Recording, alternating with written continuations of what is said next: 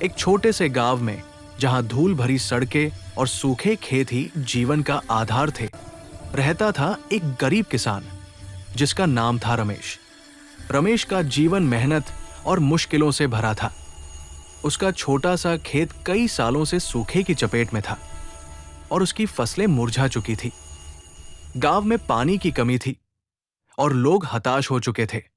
रमेश की पत्नी और 2 छोटे बच्चे उसकी मेहनत पर निर्भर थे, लेकिन हर दिन खाली हाथ घर लौटना उसका नसीब बन गया था। फिर भी रमेश का दिल उम्मीद से भरा था।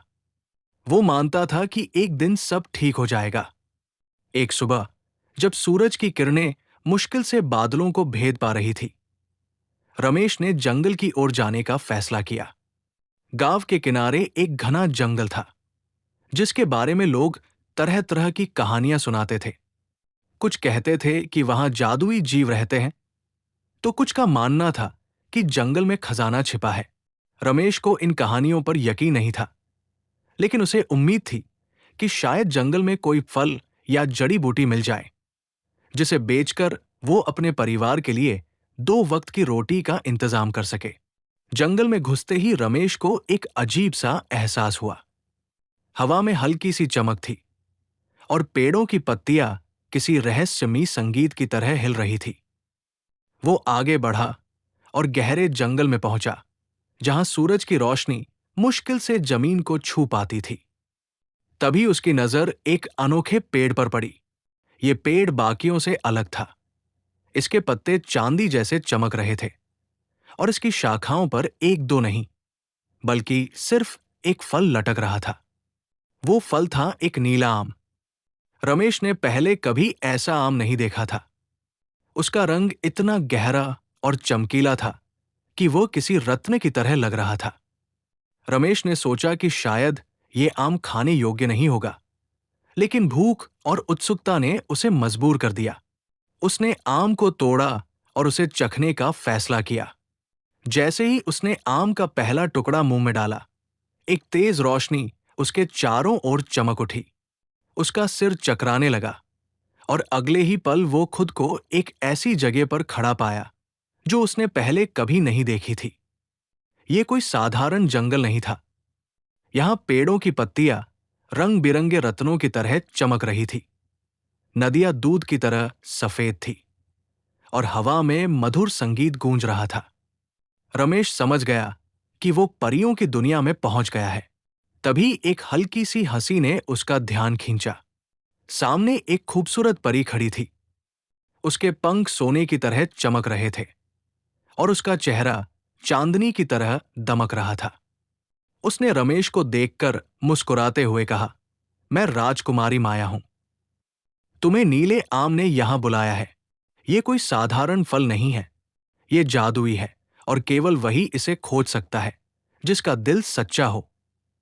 रमेश ने अपनी कहानी सुनाई, अपने गांव के सूखे, अपने परिवार की भूख और अपनी उम्मीद की। माया ने उसकी बातें ध्यान से सुनी और बोली, तुम्हारी मदद करने के लिए मैं तुम्हारे साथ हूं, लेकिन सावधान रहना। इस दुनिया में एक बुरा जादूगर, कालदास, रहता है जो नीले आम की शक्ति को हथियाना चाहता है।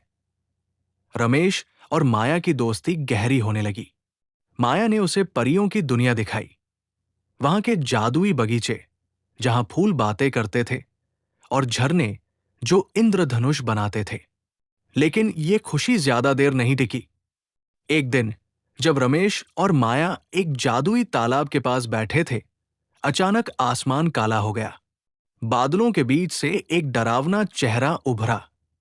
ये कालदास था। उसकी आंखें आग की तरह जल रही थी और उसकी आवाज गूंज रही थी, नीला आम मेरा है, उसे मुझे दे दो, वरना मैं इस पूरी दुनिया को नष्ट कर दूंगा। माया ने रमेश को बताया कि नीले आम की शक्ति अनंत है। ये न केवल परियों की दुनिया में ले जा सकता है, बल्कि ये किसी भी इच्छा को पूरा कर सकता है।